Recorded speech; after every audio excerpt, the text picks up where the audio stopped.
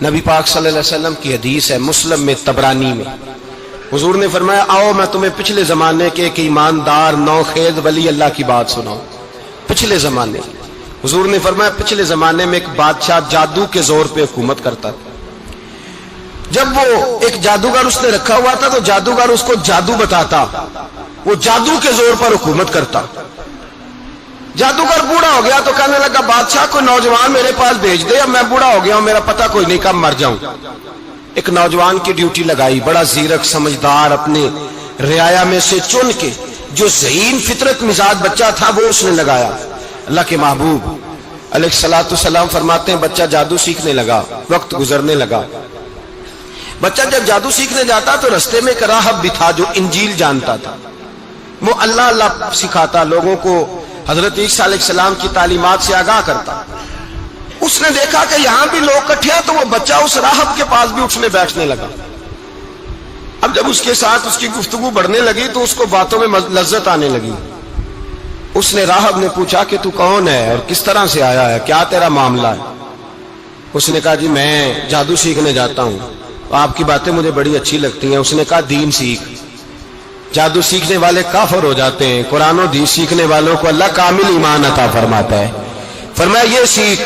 بچہ بیٹھنے لگا، اس کے پاس آنے لگا، باتیں دل میں گھر کرنے لگی۔ ایک وقت آیا کہ مسلمان ہو گیا، اور مسلمان کیسے ہوا؟ بچہ کہتا میں تجربہ کر کے ہوا۔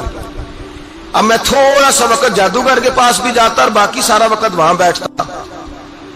میں ایک دن جا رہا تھا تو رستے میں اژدہا تھا، بہت بڑا سانپ تھا، رستہ روک کے کھڑا تھا۔ یہ حضور نے بیان کی حدیث۔ نبی پاک صلی اللہ علیہ وسلم فرماتے ہیں بچہ کہتا ہے کہ رستے کے اندر سانپ ہے، رستے بند ہے، لوگ چھتوں درختوں پہ چڑھے، ہراش ہے۔ کہتے چھوٹا سا روڑا میں نے اٹھایا تو میں نے کہا اللہ اگر جادوگر سچا ہے تو اسے مار دے۔ چھوٹا سا روڑا میں نے پھینکا، اژدہا کوئی نہ مرا۔ پھر چھوٹا روڑا اٹھایا، میں نے کہا اللہ اگر وہ عالم سچا ہے تو اسے مار دے۔ اب جب میں نے روڑا مارا تو اژدہا مر گیا۔ میرے اندر سے گواہی آئی نہیں دین کی باتیں سچی ہیں، نہیں قرآن کی باتیں اسلام سمجھانے کے لیے عرض کر رہا ہوں، اگرچہ اس دور میں انجیل تھی، اللہ رسول کی باتیں اچھی ہیں۔ کہتے میں مسلمان ہو گیا، اب میں نے راہب کے پاس ہی رہنا شروع کر دیا، جادوگر کے پاس چھوڑ دیا اس بچے نے آنا۔ بادشاہ پوچھتا کہاں زیادہ وقت گزارتے ہو تو وہ بات گول کر دیتا، وقت تیزی سے بڑھنے لگا۔ اللہ نے اس نوجوان میں طاقت پیدا کر دی، اب وہ اس کے اندر نا اللہ نے توانائی روحانیت پیدا کر دی، ابھی جوان ہے، 14-15 سال عمر ہے۔ اللہ نے اب جو بیمار بھی آتا وہ دعا کرتا تو اللہ صحت عطا کر دیتا، جو بھی آتا۔ بادشاہ کا ایک درباری تھا، بادشاہ کو پنکھا جلتا تھا، وہ اندھا ہو گیا، کوئی ایسی تکلیف آئی کہ نابینا ہو گیا، بڑے علاج کرائے شفا نہیں ہوئی۔ کسی نے اس بچے کا پتہ بتایا کانوں میں، اس کے پاس گیا تو بچہ کہنے لگا شفا تو ہو جائے گی پر کلمہ پڑھنا پڑے گا، مسلمان ہونا پڑے گا، جس پیغمبر کا میں غلام ہوں تجھے بھی بننا پڑے گا، دین پہ عمل کرنا پڑے گا، اللہ شفا دیتا ہے۔ اس نے کہا تو مجھے کلمہ پڑھا، مجھے شفا دے، میں تیار ہوں۔ اس نے کہا شفا تو اللہ ہی دیتا ہے۔ اس نے اللہ تبارک و تعالیٰ کا ذکر کر کے دعا مانگی، یہ مسلم شریف میں حدیث ہے، طبرانی میں موجود ہے۔ اللہ نے اسے شفا دی، اس نے کلمہ پڑھنا شروع کر دیا۔ یہاں ایک نقطہ لکھا ہے ہمارے علماء نے، کہتے ہیں جب اللہ ولایت عطا کرتا ہے نا تو یہ سفید بالوں والے کا حصہ نہیں ہوتی۔ اگر جوانی میں کوئی آدمی توبہ کر کے تصوف کے رستے پہ چلتا ہے تو سب سے زیادہ ولایت اللہ اسے عطا فرماتا ہے، سب سے زیادہ ولایت اس کے پاس ہوتی ہے۔ ابھی اس کے بال کالے ہیں، چڑھتی جوانی ہے، دعا کی تو اللہ نے، اور حدیث پاک میں موجود ہے کوڑے آتے تو شفا یاب ہو جاتے، اندھے آتے تو شفا یاب، برس والے آتے تو اللہ سے دے، جوان ہے۔ بادشاہ کے پاس وہ واپس گیا، وہ جو آدمی جس کی آنکھیں ٹھیک ہوئی تھی۔ بادشاہ نے پوچھا کہ کیسے شفا ملی؟ تو کہنے لگا میرے رب نے شفا دی ہے۔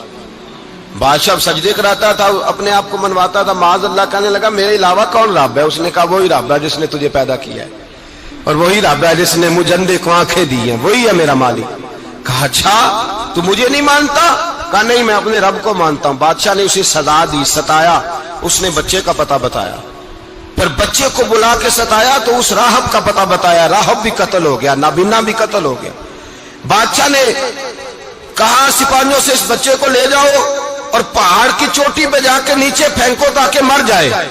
بچہ پہاڑ کی چوٹی پہ گیا تو ہاتھ اٹھا کے کہنے لگا یا اللہ میرے لیے نہیں اپنے لیے، میرے لیے نہیں اپنے لیے انہیں اپنی قدرت کے جلوے دکھا، میرے لیے نہیں۔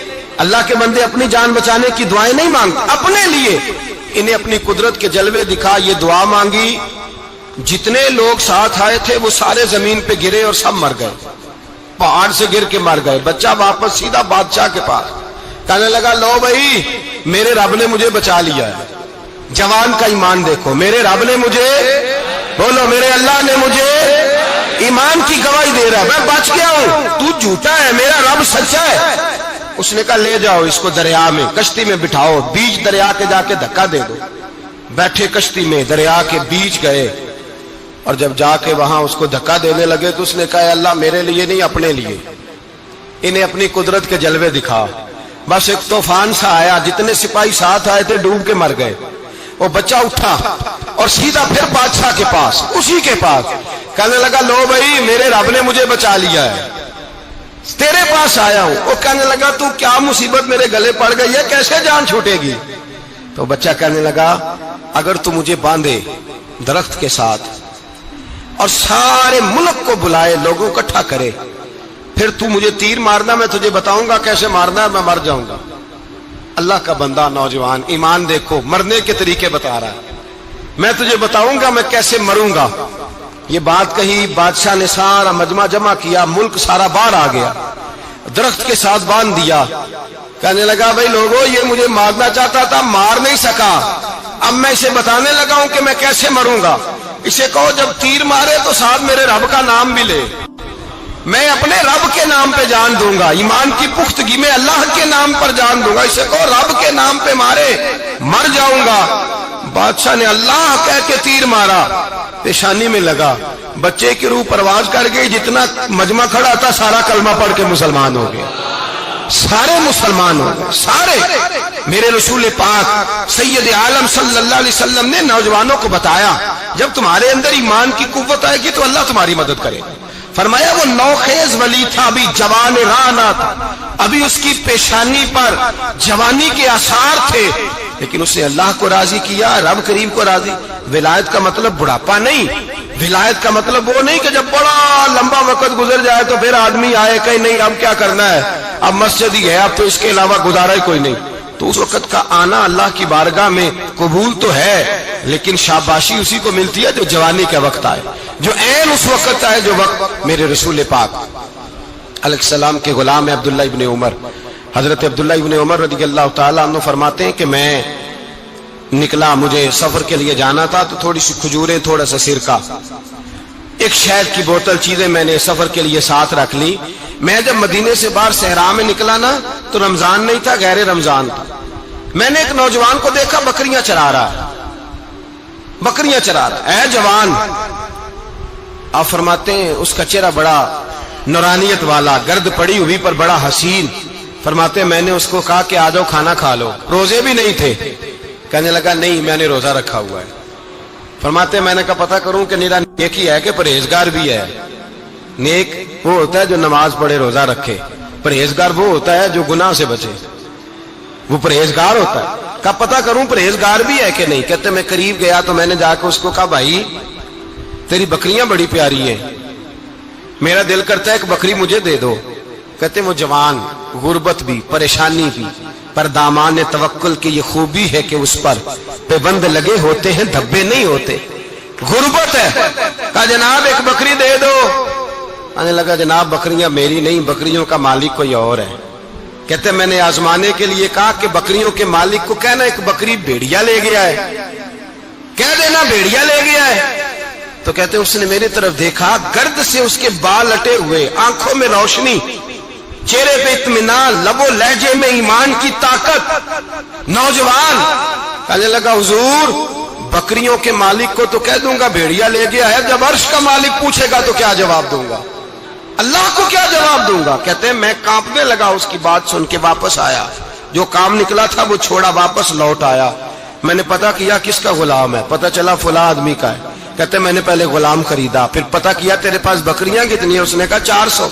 کہتے میں نے مالک سے ساری بکریاں خریدی، پھر غلام کو بلایا، پھر وہ بکریاں تحفے میں دی، تحفے میں۔